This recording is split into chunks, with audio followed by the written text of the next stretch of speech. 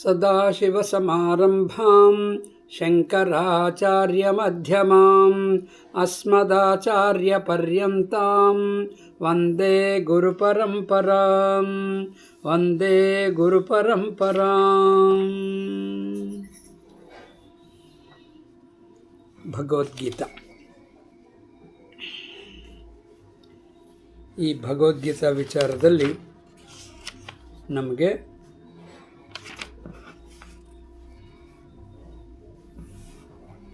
ಏನು ತಿಳ್ಕೊಳ್ಳಿಕ್ಕಾಗತ್ತೆ, ಭಗವದ್ಗೀತೆಯಲ್ಲಿ ಏನಿದೆ ಅಂಥದ್ದು ತಿಳ್ಕೊಳ್ಳೋದು.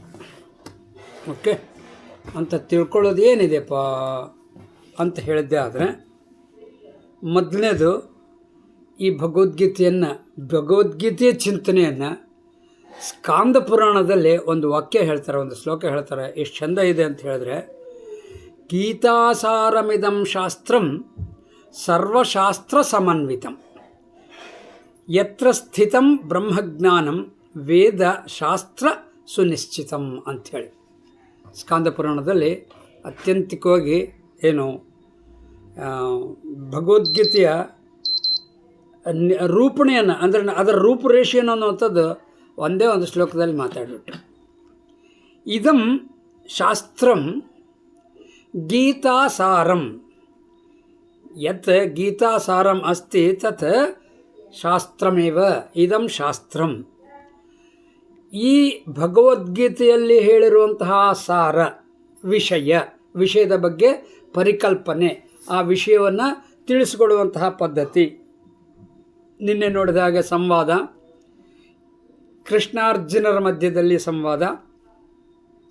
ಆದರೆ ಈ ಸಂವಾದ ಪ್ರಾರಂಭ ಆಗೋದು ಕೃಷ್ಣಾರ್ಜುನರಿಂದ ಅಲ್ಲ, ಆ ಕೃಷ್ಣಾರ್ಜುನರಿಂದ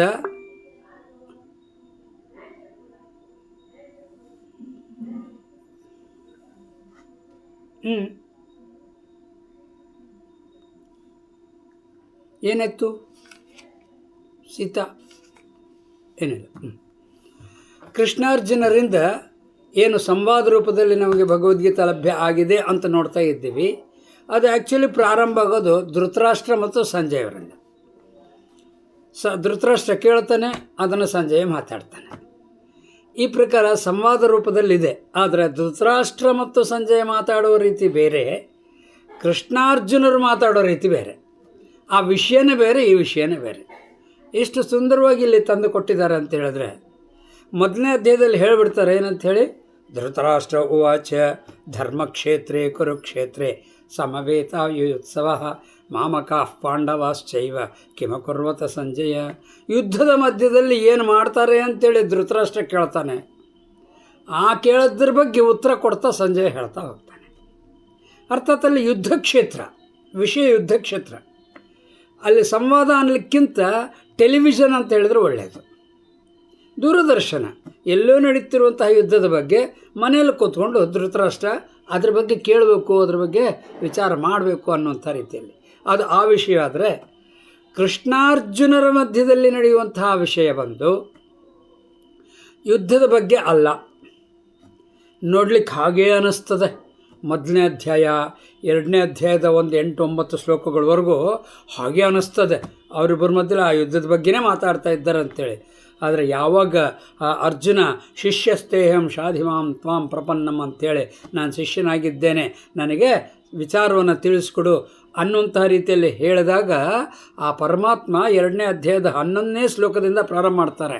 ಅಶೋಚ್ಯ ನನ್ನಶೋಚಸ್ತಂ ಪ್ರಜ್ಞಾವಾದಾಂಶ್ಚ ಭಾಷಸೆ ಗತಾಸೂನ್ ಅಗತಾಸೂಂಶ್ಚ ನ ಅನುಶೋಚಂತಿ ಪಂಡಿತಾಃ ಅನ್ನುವಂಥ ರೀತಿಯಲ್ಲಿ ಪ್ರಾರಂಭ ಆಗಿ 18ನೇ ಅಧ್ಯಾಯದ ಕೊನೆಯವರೆಗೂ ಯಥೇಚ್ಛಸಿ ತಥಾ ಕೊರು ಅನ್ನುವಂಥ ರೀತಿಯಲ್ಲಿ ಏನು ಮುಗಿಸ್ತಾರೆ. ಅಲ್ಲಿ ಭಗವದ್ಗೀತೆಯ ಪೂರ್ತಿ ರೂಪರೇಷೆಯನ್ನು ನಮಗೆ ಸಿಗ್ತದೆ. ಅಲ್ಲಿ ವಿಚಾರ ಬಂದು, ಅರ್ಥಾತ್ ಅರ್ಜುನ ಕೃಷ್ಣ ಇವರಿಬ್ಬರ ನಡುವಿನ ಸಂಬಂಧದ ಆ ಸಂವಾದ ಏನಪ್ಪ ಅಂತ ಹೇಳಿದ್ದೆ ಆದರೆ, ಅಧ್ಯಾತ್ಮ ವಿದ್ಯಾ, ಸ್ವರೂಪದ ಜ್ಞಾನ, ಸಂಸಾರದಿಂದ ಬಿಡುಗಡೆ. ಯಾವ ಸಂಸಾರ? ಅನಿಷ್ಟವಾದ ಸಂಸಾರದಿಂದ ಬಿಡುಗಡೆಗಾಗಿ ಪ್ರಯತ್ನ. ಅದನ್ನು ಆ ರೀತಿ ನೇರವಾಗಿ ಮಾತಾಡೋದಿಲ್ಲ. ಆದರೆ ಅರ್ಜುನನ ಪ್ರಶ್ನೆ ಹೇಗಿರ್ತದೋ ಅದಕ್ಕೆ ತಕ್ಕಂತೆ ಅದೇ ವಿಚಾರವನ್ನು ಕೊಡ್ತಾ. ಇಂತಹ ಈ ಗೀತ ಭಗವದ್ಗೀತೆಯ ಸಾರ ಏನಂತ ಹೇಳಿದ್ರೆ, ಆ ಗೀತಾ ಸಾರ ಟು ಉಪನಿಷತ್ ಸಾರ. ಆಚಾರ್ಯ ಶಂಕರರು ಹೇಳ್ತಾರೆ ಏನಂತೇಳಿ, ತದ್ ಇದಂ ಗೀತಾಶಾಸ್ತ್ರಂ ಸರ್ವ ವೇದಾಂತ ಸಾರ ಸಂಗ್ರಹಭೂತಂ ದುರ್ವಿಜ್ಞೇಯಾರ್ಥಂ ಅನೇಕೈಃ ವಿವೃತ ಪಂಡಿತೈಃ ಪದ ವಾಕ್ಯ ನ್ಯಾಯತಃ ವಿವರಂ. ಆದರೂ ಕೂಡ ಏನಾಯ್ತಲ್ಲಿ ಅಂದರೆ ಪಂಡಿತರು ಅನೇಕರು ಪದಶಃ ವಾಕ್ಯಶಃ ನ್ಯಾಯವನ್ನು ಆಶ್ರಯಿಸಿಕೊಂಡು ಎಲ್ಲ ರೀತಿಯಲ್ಲಿ ಆ ಭಗವದ್ಗೀತೆಯ ವಿಚಾರಣನ ಹೇಳ್ತಾ ಇದ್ದರೂ ಕೂಡ ದುರ್ವಿಜ್ಞೇಯಾರ್ಥಂ ಒಬ್ಬರದೊಬ್ಬರಿಗೆ ಅರ್ಥ ಆಗಲಿಲ್ಲ ಅಥವಾ ಒಪ್ಪಿಕೊಳ್ಳುವಂತೆ ಆಗಲಿಲ್ಲ. ಈ ರೀತಿಯಾಗಿ ಅನೇಕರಿಂದ ಕೇಳ್ತಾ ಇದ್ದರೂ ಕೂಡ ಅದರ ಅರ್ಥ ಸ್ಪಷ್ಟ ಆಗಿಲ್ಲ ಅಂತ ಹೇಳಿದ್ರೆ ಆ ಶಬ್ದವನ್ನು ಬಳಸಿದ್ದಾರೆ ಆಚಾರ್ಯ ಏನಂತೇಳಿ, ದುರ್ವಿಜ್ಞೇಯಾರ್ಥಂ. ಮತ್ತೇನು, ಅಹಂ ಸಂಕ್ಷೇಪತಃ ವಿವರಣಂ ಕರಿಷ್ಯೆ ಅಂತ ಮಾತಾಡಿದ್ರು. ಹಾಗಾದರೆ ಗೀತಾಶಾಸ್ತ್ರಂ ಅನ್ನುವಂಥದ್ದು ಸರ್ವ ವೇದಾಂತ ಸಾರ ಸಂಗ್ರಹಭೂತಂ ಅಂತ ಆಚಾರ್ಯರು ಹೇಳಿದ್ದು ಸ್ಕಂದ ಪುರಾಣದಲ್ಲಿ ಈ ಶ್ಲೋಕದಲ್ಲಿ ನಮಗೆ ಲಭ್ಯವಾಗ್ತಾ ಇದೆ. ಇದೇನಪ್ಪ, ಇದಂ ಸರ್ವಶಾಸ್ತ್ರ ಸಮನ್ವಿತಂ. ಎಲ್ಲ ಶಾಸ್ತ್ರಗಳು ಅಂಥೇಳಿ ಸರ್ವಶಾಸ್ತ್ರ ಅಂತ ಹೇಳಿಕೊಳ್ಳೆ ನಮಗೆ ಸರ್ವ ಉಪನಿಷತ್ತುಗಳ ವೇದಾಂತ ಅಧ್ಯಯನಕ್ಕೆ ಬೇಕಾಗಿರುವಂತಹ ಸರ್ವ ವಿಚಾರಗಳು ಏನಿದ್ದಾವೋ, ಯಾವಾಗ ವೇದಾಂತ ಶಾಸ್ತ್ರಕ್ಕೆ ಅಂತ ಹೇಳ್ತೀವೋ ಆ ವೇದಾಂತ ಶಾಸ್ತ್ರದ ವಿಚಾರ ಮಾತ್ರ ಇರೋದಿಲ್ಲ, ಅದಕ್ಕೆ ಬೇಕಾಗಿರುವಂತಹ ಅಂತಃಕರಣ ಶುದ್ಧಿಯ ಬಗ್ಗೆನೂ ಮಾತಾಡಿರಬೇಕು. ಆ ಅಂತಃಕರಣ ಸಿದ್ಧಿಗಾಗಿ ಗೀತೆಯಲ್ಲಿ ಯೋಗಶಾಸ್ತ್ರ ಕೂಡ ಬಂದಿದೆ, ನಿನ್ನೆ ಮೊನ್ನೆ ವಿಚಾರ ಮಾಡಿದ್ವಿ. ಹೀಗಾಗಿ ಗೀತಾ ವಿಷಯ ಏನು, ಯೋಗಶಾಸ್ತ್ರ ಮತ್ತು ಬ್ರಹ್ಮವಿದ್ಯೆ. ಹೀಗಾಗಿ ಈ ಬ್ರಹ್ಮವಿದ್ಯೆ ಎನ್ನುವುದೇ ಸರ್ವಶಾಸ್ತ್ರ ಸಮನ್ವಿತ. ಇಂತಹ ಈ ಸರ್ವಶಾಸ್ತ್ರ ಸಮನ್ವಿತವಾಗಿರುವಂಥದ್ದು ಏನದು, ಯತ್ರ ಬ್ರಹ್ಮಜ್ಞಾನಂ ಸ್ಥಿತಂ. ನೋಡಿ, ಈ ಭಗವದ್ಗೀತೆಯಲ್ಲಿ ಏನಿದೆ ಸರ್, ಬ್ರಹ್ಮಜ್ಞಾನಂ ಸ್ಥಿತಂ, ಬ್ರಹ್ಮಜ್ಞಾನವೇ ಇದೆ. ವಿಚಾರ ನೋಡಿ, ಭಗವದ್ಗೀತಾ ಅಂತ ಹೇಳಿದ್ರೆ ನಿನ್ನೆ ನೋಡಿದ ಹಾಗೆ 18 ಅಧ್ಯಾಯಗಳಲ್ಲಿ ಒಂದೊಂದು ಅಧ್ಯಾಯಕ್ಕೂ ಒಂದೊಂದು ಯೋಗ ರೀತಿ ಶಬ್ದ ಕೊಡ್ತಾ ಬಂದಿದ್ರಲ್ಲ ಅಂತ ಹೇಳಿದ್ರು. ಪುರಾಣದಲ್ಲಿ ಇಷ್ಟು ಸ್ಪಷ್ಟ ಮಾತಾಡ್ತಿದ್ದಾರೆ ಏನಂಥೇಳಿ, ಇದು ಜ್ಞಾನವನ್ನು ಮಾತಾಡ್ತದೆ. ಬ್ರಹ್ಮಜ್ಞಾನ ಸ್ಥಿತಂ. ಯಾವ ಬ್ರಹ್ಮಜ್ಞಾನ ಸರ್, ವೇದಶಾಸ್ತ್ರ ಸುನಿಶ್ಚಿತಂ ಬ್ರಹ್ಮಜ್ಞಾನಂ ಸ್ಥಿತಂ. ಅಪ್ಪ, ವೇದಾಂತದಲ್ಲಿ ವೇದಶಾಸ್ತ್ರದಲ್ಲಿ ಸ್ಪಷ್ಟವಾಗಿ ಏನು ನಿಶ್ಚಯ ಮಾಡಿರುವಂತಹ ಬ್ರಹ್ಮಜ್ಞಾನವೇನಿದೆಯೋ ಆ ಬ್ರಹ್ಮಜ್ಞಾನವೇ ಇದರಲ್ಲಿ ಇರುವಂಥದ್ದು ಸರ್. ಆ ಬ್ರಹ್ಮಜ್ಞಾನದಲ್ಲಿ, ಆ ಬ್ರಹ್ಮಜ್ಞಾನದ ವಿಚಾರದಲ್ಲಿ ಸರ್ವ ವೇದಗಳು ವೇದಾಂತವು ಏನು ನಿಶ್ಚಯ ಮಾಡಿದೆ ಸರ್, ಆ ಬ್ರಹ್ಮನು ನೀನಿದ್ದೀಯ, ನೀನೇ ಆ ಬ್ರಹ್ಮನಿದ್ದೀಯ, ಇದೇ ಅದರಲ್ಲಿರುವಂಥ ತಾತ್ಪರ್ಯ. ಹಾಗಾದರೆ ಇಂತಹ ಈ ಏನು ಸ್ಕಂದ ಪುರಾಣದಲ್ಲಿ ಹೇಳಿರುವಂಥ ಮತ್ತೊಂದು ಶ್ಲೋಕ ಇದೆ, ಸರ್ವವೇದಮಯೀ ಗೀತಾ. ಭಾಳ ಸುಂದರವಾಗಿ ತಗೊಳ್ತಾರೆ. ಸರ್ವವೇದಮಯೀ ಗೀತಾ ಸರ್ವಧರ್ಮಮಯೀ ಮನುಹು, ಸರ್ವಧರ್ಮಮಯೋ ಮನುಹು. ಇನ್ನೂ ಶಬ್ದ ಹೇಳ್ತಿದ್ದಾರೆ, ನಿತ್ಯಂ ಧಾರಯತೆ ಯಹ ತು ಸಹ ಮೋಕ್ಷಂ ಅಧಿಗಚ್ಚತಿ. ಸ್ಪಷ್ಟ ಹೇಳ್ತಿದ್ದಾರೆ ನೋಡ್ರಿ. ಬ್ರಹ್ಮಜ್ಞಾನವೇ ಅನ್ನುವಂಥದ್ದನ್ನು ಇನ್ನೊಂದು ದೃಷ್ಟಿಕೋನದಿಂದ ಮಾತಾಡ್ತಾ ಇದ್ದಾರೆ. ಮೋಕ್ಷಂ ಅಧಿಗಚ್ಚತಿ, ಮೋಕ್ಷವನ್ನು ಪಡಿತಾನೆ, ಮೋಕ್ಷದೆಡೆಗೆ ಹೋಗುತ್ತಾನೆ. ಗಚ್ಚತಿ ಅಂದರೆ ಹೋಗೋದು, ಅಧಿಗಚ್ಚತಿ ಅಂದರೆ ತಿಳಿಯೋದು. ಮೋಕ್ಷದ ವಿಚಾರವನ್ನು ತಿಳಿಯುತ್ತಾನೆ. ಯಾರು? ಯಹ ಏನು ನಿತ್ಯಂ ಧಾರಯತೆ. ಭಾರಿ ಸುಂದರವಾಗಿ ತಗೊಳ್ತಿದ್ದಾರೆ. ಪ್ರತಿನಿತ್ಯ ಇದರ ವಿಚಾರವನ್ನು ಧರಿಸುವುದು ಇಸಿಕೊಳ್ಟು ಮನನ ಮಾಡುವುದು. ಮನನ ಮಾಡಬೇಕಂತ ಹೇಳಿದ್ರೆ ಮೊದಲು ನೀವು ಶ್ರವಣ ಮಾಡಿರಬೇಕು. ಹೀಗಾಗಿ ಯಾವಾಗ ಧರಿಸುವುದು ಅನ್ನೋ ಶಬ್ದ ಬರ್ತದೋ ಅಲ್ಲೇ ಶ್ರವಣ ಮನನಗಳು ಆಗಿರತಕ್ಕದ್ದು. ಯಾವಾಗ ಸರ್? ಸ್ವಾಮೀಜಿ ತಿಂಗಳಿಗೋ ಅಥವಾ ವರ್ಷಕ್ಕೋ ಒಂದು ಸಲ ಕರೆಸ್ತೀವಿ. ಆವಾಗ 10 ದಿವಸ ಗೀತಾಯಜ್ಞ ನಡೀತದೆ. ಆ ಗೀತಾಯಜ್ಞದಲ್ಲಿ 1ನೇ ಅಧ್ಯಾಯನೋ 2ನೇ ಅಧ್ಯಾಯನೋ ಯಾವುದೋ ಒಂದು ಅಧ್ಯಾಯ ಪ್ರಕರಣ ತಗೊಳ್ತಾರೆ. ಆ ಪ್ರಕರಣ ಹೇಳಿದಾಗ ಓಹೋ ಹೀಗಿದೆ, ನೀ ಆತ್ಮಿದ್ಯಾ. ಮುಂದೇನು ಸರ್? ಮುಂದಿನ ವರ್ಷ ಮತ್ತೆ ಸ್ವಾಮೀಜಿಯನ್ನು ಕರೆಸ್ಬೇಕು. ಅಲ್ಲಿವರೆಗೂ ಭಗವದ್ಗೀತಾ ಪಕ್ಕಕ್ಕಿರ್ತದೆ. ಇದಲ್ಲ, ಇಲ್ಲಿ ಶಬ್ದ ಏನು ಕೊಡ್ತಿದ್ರೆ ನಿತ್ಯಂ ಧಾರಯತೆ. ಯಾರು ಸರ್? ಮನುಹು. ಮನುಹು ಇತಿ ಮನುಷ್ಯ. ಅಲ್ಲಿ ನೋಡಲಿಕ್ಕೆ ಮನುಹು, ಆದರೆ ಮನುಷ್ಯ. ಚಂದ. ಸರ್ವಧರ್ಮಮಯ ಮನುಷ್ಯ. ಎಂಥ ಶಬ್ದ ಕೊಟ್ಟಿದ್ದಾರೆ ನೋಡ್ರಿ, ಸಾಕು. ಇಂತಹದ್ದು ಏನು ಈ ಈ ಈ ರೀತಿಯಾದ ಸರ್ವವೇದಮಯೀ ಗೀತಾ ಎಲ್ಲ ಅಂದ್ರೂ ಆ ಗೀತವನ್ನು, ಶಾಸ್ತ್ರವನ್ನು ಮಾತಾಗಿ ತೋರಿಸ್ತಿದ್ದಾರೆ, ತಾಯಿ ಅಂತ ತೋರಿಸ್ತಿದ್ದಾರೆ. ವೇದ ಏನು ಅಲ್ಲಿ ವೇದಮಯೀ. ಮಯಟ್ ಶಬ್ದ, ಮಯಟ್ ಶಬ್ದ ಅಂತ ಹೇಳಿದ್ರೆ ವೇದದಲ್ಲಿ ಇರುವುದನ್ನೇ ಇಲ್ಲಿ ನಮಗೆ ಅರ್ಥವಾಗುವಂತ ಹೇಳಿದ್ದಾರೆ. ಅರ್ಥಾತ್ ಭಗವದ್ಗೀತಾ ಅಂದರೆ ವೇದದ ವಿಕಾರ. ವಿಕಾರ ಅಂದ್ರೂ ವೇದವೇ ಇಲ್ಲಿ ಪ್ರತಿಪಾದಿಸಲ್ಪಟ್ಟಿದೆ. ಅಂತಹ ಗೀತಾ ಮಾತಾ ಏನಿದ್ದಾಳೋ ಆ ವೇದಮಯೀ ಗೀತಾ ನಿತ್ಯಂ ಧಾರಯತೆ ಯಹ, ಯಾವನು ಇದನ್ನು ಪ್ರತಿನಿತ್ಯವೂ ಅಧ್ಯಯನ ಮಾಡ್ತಾ ಇರ್ತಾರೋ. ಅದಕ್ಕೆ ಭಗವದ್ಗೀತೆಯಲ್ಲೇ ಗೀತಾ ಸುಗೀತಾ ಕರ್ತವ್ಯ ಕಿಮನ್ಯೈಹಿ ಅಂತ ಆ ಶಬ್ದ ಏನು ಸ್ಪಷ್ಟ ಮಾಡ್ತದೆ? ಪ್ರತಿ ದಿವಸನೂ ಕೂಡ ಭಗವದ್ಗೀತೆಯನ್ನು ಅಧ್ಯಯನ ಮಾಡಬೇಕು. ಯಾವ ರೀತಿ ಅಧ್ಯಯನ ಮಾಡೋದು? ಬರೀ ಶ್ಲೋಕ ಪಠಣ ಅಲ್ಲ, ಶ್ಲೋಕಗಳ ಪ್ರತಿಯೊಂದು ಶಬ್ದದ ಅರ್ಥವನ್ನು ಗ್ರಹಿಸ್ತಾ ಹೋಗು. ಈ ಪ್ರಕಾರ ನಿತ್ಯವೂ ಅಧ್ಯಯನ ಮಾಡಿದ್ದೇ ಆದರೆ ಏನಾಗುತ್ತೆ? ಸಹ ಮೋಕ್ಷಂ ಅಧಿಗಚ್ಚತಿ, ಮೋಕ್ಷವನ್ನು ಹೊಂದುತ್ತಾನೆ.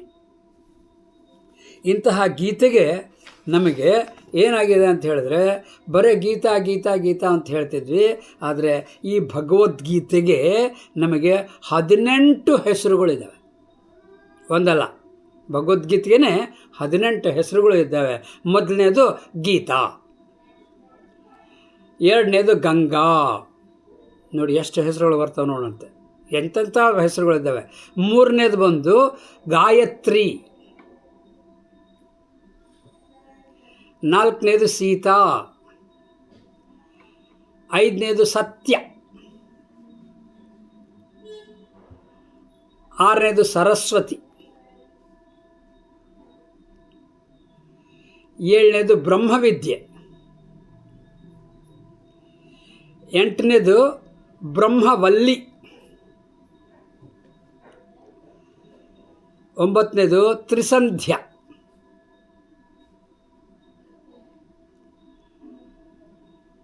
ಹತ್ತನೇದು ಮುಕ್ತಿಗೇಹಿನಿ.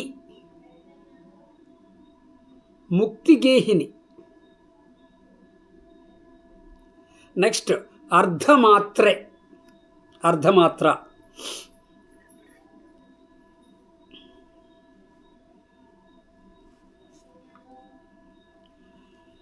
ಮುಂದೆ ಚಿದಾನಂದ,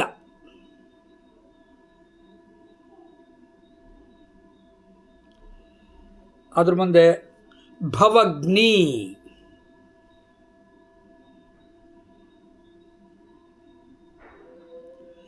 ಭ್ರಾಂತಿನಾಶಿನಿ,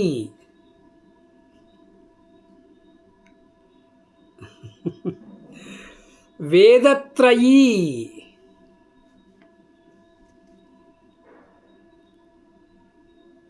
ಪರ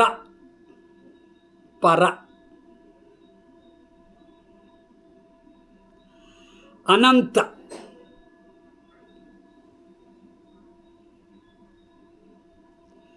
ಕೊನೆಗೆ ತತ್ವಾರ್ಥ ಜ್ಞಾನಮಂಜರಿ.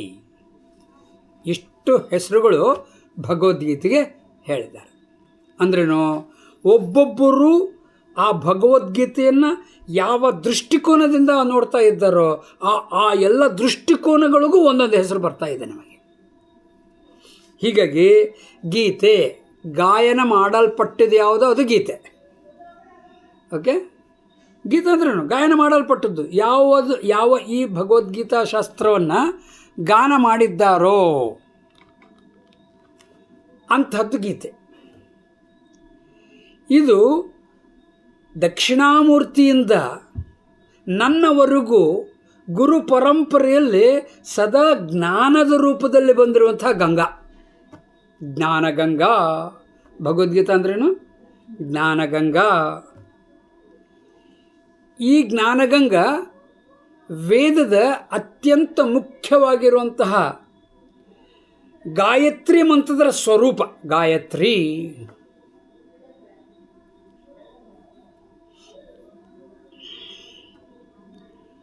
ಮತ್ತೊಂದು ಹೆಸರು ಕೊಟ್ಟಿದ್ದಾರೆ, ಸೀತಾ. ಏನು ಸರ್ ಸೀತಾ ಅಂದರೆ? ಎಲ್ಲರಿಗೂ ಗೊತ್ತಿದೆ. ಏನು ಗೊತ್ತಿದೆ ಸೀತಾ ಅಂದರೆ? ಹಾಂ, ಜನಕನ ಮಗಳು, ದಶರಥನ ಸೊಸೆ, ರಾಮನ ಹೆಂಡತಿ, ಲಕ್ಷ್ಮಣನ ಅತ್ತಿಗೆ, ರಾವಣನಿಗೆ ಸಂಹಾರಕ್ಕೆ ಕಾರಣಭೂತರಾಗಿರುವಂಥವ್ರು. ಈ ಪ್ರಕಾರವಾಗಿ ಗೊತ್ತಿದೆ ವಿನಃ ಸೀತಾ ಅಂತ ಹೇಳಿದ್ರೆ ಸೀತಾ ಈಸ್ ಈಕ್ವಲ್ ಟು ನನ್ನ ಸಂಸಾರ.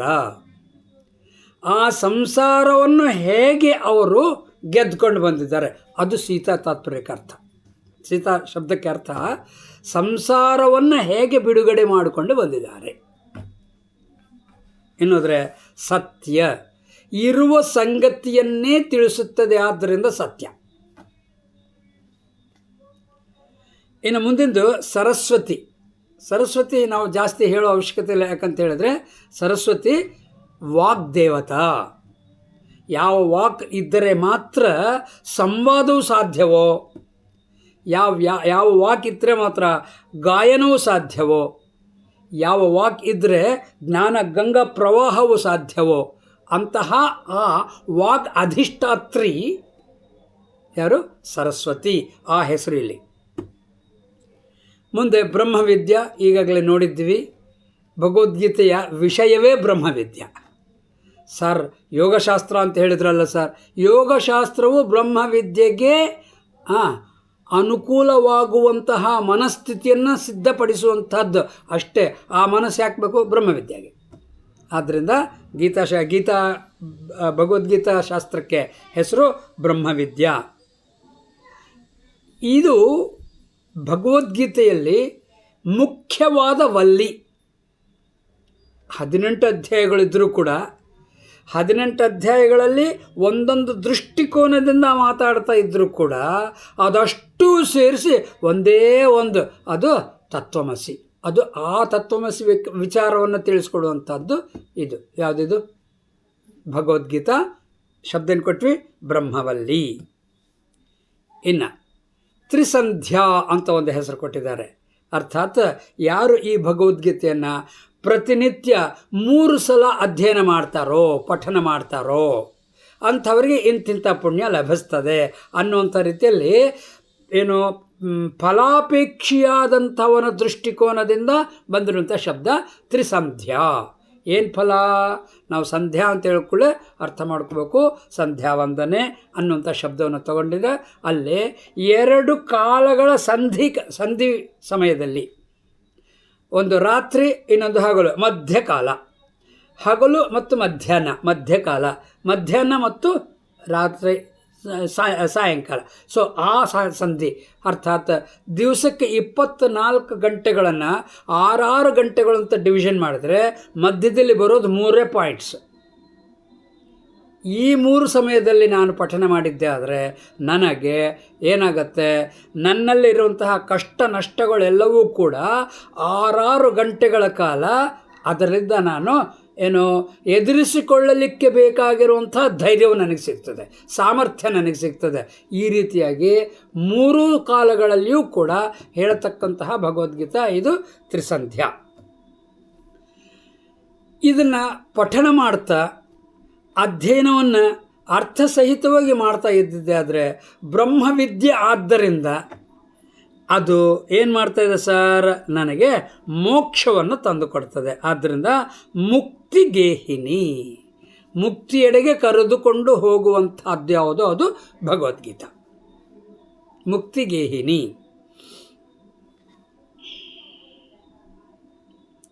ಇನ್ನೊಂದು ಶಬ್ದ ಕೊಡ್ತಾಯಿದ್ದಾರೆ, ಅರ್ಧ ಮಾತ್ರ.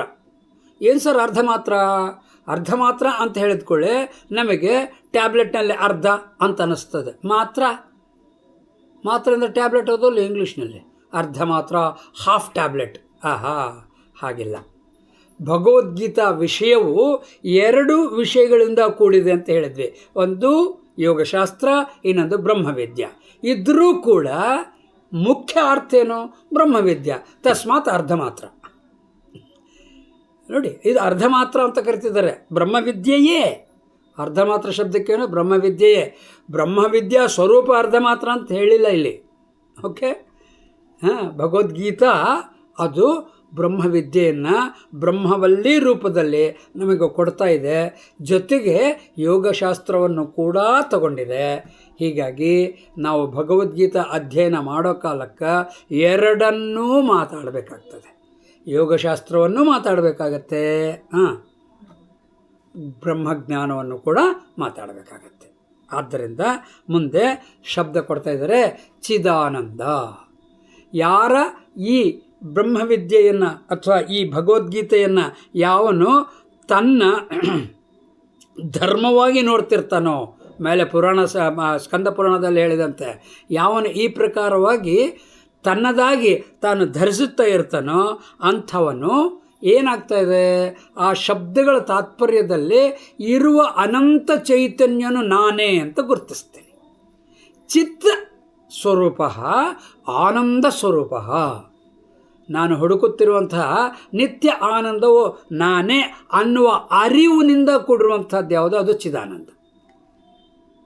ಓಕೆ, ಚೈತನ್ಯ ಸ್ವರೂಪಂ ಚಿದಾನಂದಂ.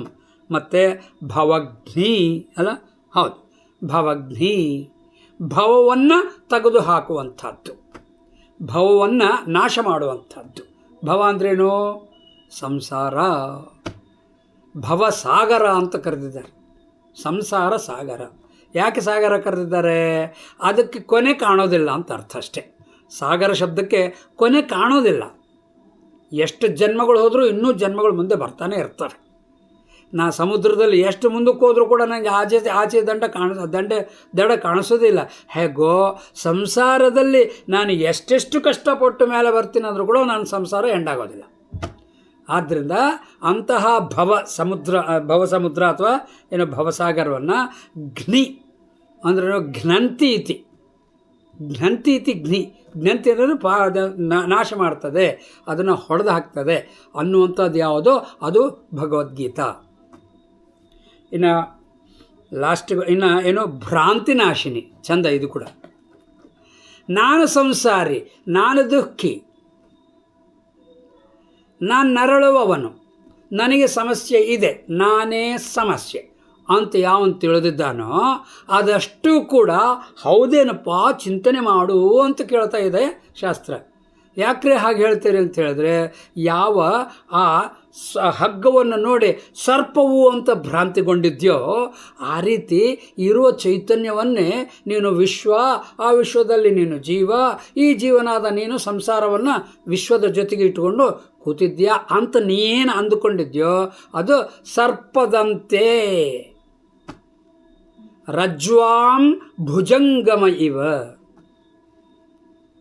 ಹಗ್ಗದಲ್ಲಿ ಹಾವಿನ ಭ್ರಾಂತಿ ಹೇಗೋ ಹಾಗೆ ನಿನ್ನ ಅಖಂಡ ಆನಂದ ಸತ್ ಚಿತ್ ಆನಂದ ಸ್ವರೂಪವೇನಿದೆಯೋ ಅದನ್ನೇ ನೀನು ಸಂಸಾರ ಅಂತ ತಿಳ್ಕೊಂಡ್ಬಿಟ್ಟಿದ್ದೀಯ. ಆದ್ದರಿಂದ ಈ ಸಂಸಾರವನ್ನು ಭ್ರಾಂತಿ ಮಾತ್ರ ಅಂತ ತೋರಿಸ್ಕೊಡೋದು ಯಾವುದೋ ಅದು ಭಗವದ್ಗೀತಾ. ಆದ್ದರಿಂದ ಆ ಭ್ರಾಂತಿಯನ್ನು ತೆಗೆದು ಹಾಕ್ತಾ ಇದೆ. ಹೇಗೆ?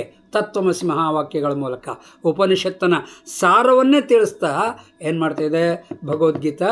ನನಗೆ ನನ್ನ ಭ್ರಾಂತಿಯನ್ನು ನಾಶ ಮಾಡುವುದರ ದೃಷ್ಟಿಕೋನದಿಂದ ಭಗವದ್ಗೀತೆ ಮತ್ತೊಂದು ಹೆಸರೇನು? ಭ್ರಾಂತಿ ನಾಶಿನಿ. ಮುಂದೆ ಕೊಡ್ತಾ ಇದ್ದಾರೆ ವೇದತ್ರಯಿ. ಸಾಮಾನ್ಯವಾಗಿ ವ್ಯಾಸರಿಂದ ತಿಳುವಳಿಕೆಯ ವಿಚಾರಗಳನ್ನು ಕ್ರಮಬದ್ಧವಾಗಿ ತಿಳಿದುಕೊಳ್ಳಲಿಕ್ಕೆ 4 ವೇದಗಳಾಗಿ ಮಾಡಿದ್ದಾರೆ. ಋಗ್ವೇದ, ವೇದಗಳು 4 ಅಲ್ಲ, ವೇದದ ಭಾಗಗಳು 4. ಸೊ ಋಗ್ವೇದ, ಯಜುರ್ವೇದ, ಸಾಮವೇದ ಮತ್ತು ಅಥರ್ವವೇದ. ಆದರೆ ಇಲ್ಲಿ ವೇದತ್ರಯಿ ಅಂತ ಕರೆದ್ರಲ್ಲ, ಯಾವ್ಯಾವುದಪ್ಪ 3? ಅಥರ್ವವೇದ, ಸಾಮವೇದ, ಋಗ್ವೇದವೋ? ಋಗ್ವೇದ, ಯಜುರ್ವೇದ, ಸಾಮವೇದವೋ? ಋಗ್ವೇದ, ಸಾಮ, ಯಜುರ್ವೇದವೋ? ಯಾವ್ಯಾವ್ದು 3 ಸಾರ್ ಅಂತ ಹೇಳಿದ್ದೆ. ಆದರೆ ಅಥರ್ವವೇದವು ಸಾಮವೇದ ಋಗ್ವೇದಗಳೆಲ್ಲ ಅವುಗಳಲ್ಲಿಂದನೇ ಆರಿಸಿಕೊಂಡಿರುವಂತಹ ಮಂತ್ರಗಳು. ಆದ್ದರಿಂದ ಅಥರ್ವ ವೇದವನ್ನು ಈ 3 ವೇದಗಳಲ್ಲಿ ಒಂದು ಮಾಡಿಬಿಟ್ಟು ವೇದತ್ರಯಿ ಅಂತ ಮಾತಾಡ್ತಾರೆ. ಹೀಗೆ ಋಗ್ವೇದ, ಯಜುರ್ವೇದ, ಸಾಮವೇದ ಈ 3 ವೇದಗಳ ಒಟ್ಟು ಸಾರವೇನಿದೆಯೋ ಅದು ಭಗವದ್ಗೀತಾ. ಹೀಗಾಗಿ ಅದಕ್ಕೆ ಹೆಸರೇನು ವೇದತ್ರಯಿ.